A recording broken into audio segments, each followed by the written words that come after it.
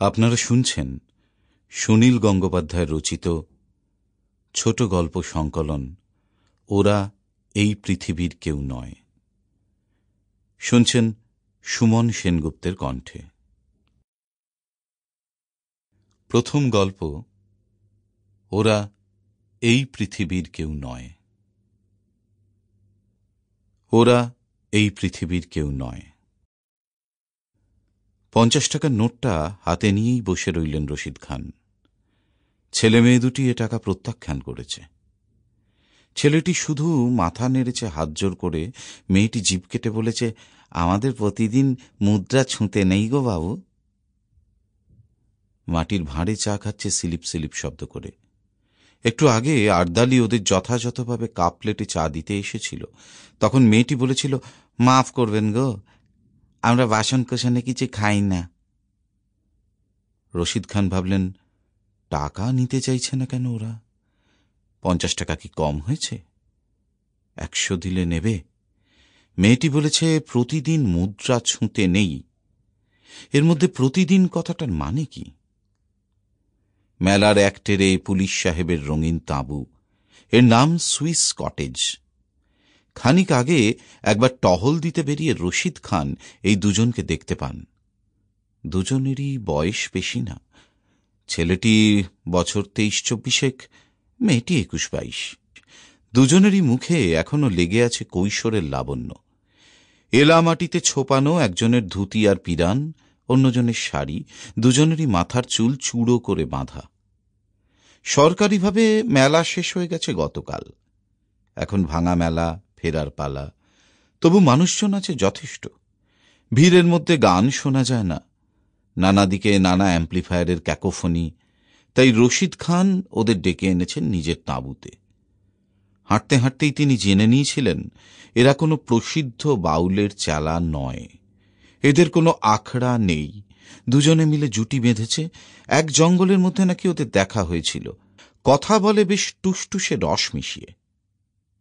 তোমাদের বাড়ি ছিল কোথায়? কোন গ্রামে? এই প্রশ্নের উত্তরে মেয়েটি বলেছিল, গ্রামে তো নয়, মরুভূমিতে। আর ছেলেটি বলেছিল, সাগরে আমি ভাসতে ভাসতে এসেছি। আর গান শিখেছ কোথায়? মেয়েটি বলেছিল, বাতাসের কাছ থেকে। কত শত গানই তো বাতাসে উড়ে উড়ে এসে আমাদের কানে সেঁধিয়ে যায়। বাতাস না থাকলে তো কিছুই শোনা যায় না। ছেলেটি বলেছিল, মানুষ যখন কাঁদে তখন তার মধ্যেও গান থাকে, তাই নয় কি বাবু? রশিদ খান মাথা নেড়ে বলেছিলেন, ঠিক। গ্রামের অনেক মানুষই রূপক মিশিয়ে ভাবের কথা বলে। এসব শুনতে তার মন্দ লাগে না। কিন্তু এরা টাকা নেবে না কেন? বাউল তিনি ঢের দেখেছেন।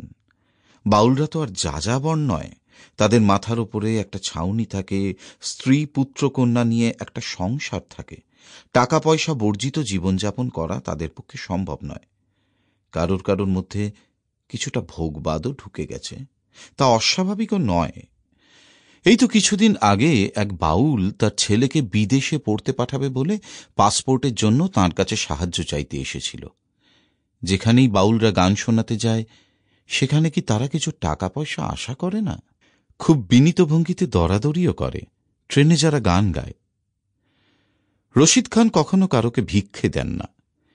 কেউ গলায় কাছা বেঁধে করুণ গলায় অভিনয় করে বাবার শ্রাদ্ধের জন্য সাহায্য চাইতে এলে তিনি বলেন, যে ছেলে অন্যের সাহায্য নিয়ে বাবার শ্রাদ্ধ করে তার বাবার আত্মার মুক্তি হয় না, ভূত হয়ে ফিরে আসে, তা জানো না? কিন্তু ট্রেনে কেউ গান গেয়ে ভিক্ষে করলে রশিদ খান সব সময় 20-30 টাকা দেন তাকে। এটা ভিক্ষে নয়, একজন সঙ্গীত শিল্পীর দক্ষিণা। চা খাওয়া হয়ে গেছে। ছেলে মেয়ে দুটি এবার বিদায় নেবে। রশিদ খান ঝোঁকের মাথায় একটা কাণ্ড করে ফেললেন। অনেকেই বলে, তাদের মধ্যে তার কয়েকজন বন্ধুও, যে পুলিশ শুধু মানুষের কাছ থেকে নিতেই পারে, কোনো মানুষকে কিছু দেয় না। সেই কথাটা হঠাৎ মনে পড়ায় তিনি একটু হাসলেন। তারপর পকেট থেকে পার্সটা বার করে 50 টাকার নোটটা ঢুকিয়ে বার করলেন। Sample complete. Ready to continue?